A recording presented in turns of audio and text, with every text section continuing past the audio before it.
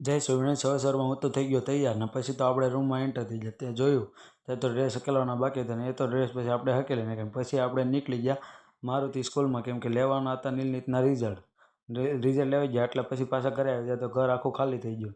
પછી તો આપણે વાડીમાં નીકળી ગયા ક્રિકેટ રમવા, કેમ કે 2 દિવસ હતા એટલે ઘડીક રમી આવ્યા ક્રિકેટ.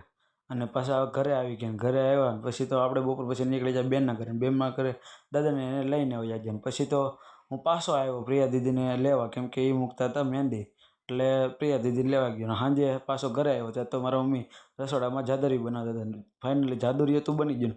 પછી તો એ ચીરકા પાડતા હતા, ઢેફલી બનાવતા હતા. અને પછી આપણે દાદાને મેળવા જવાના હતા બસ સ્ટેન્ડે એટલે બધા આવી ગયા હતા બેસવા.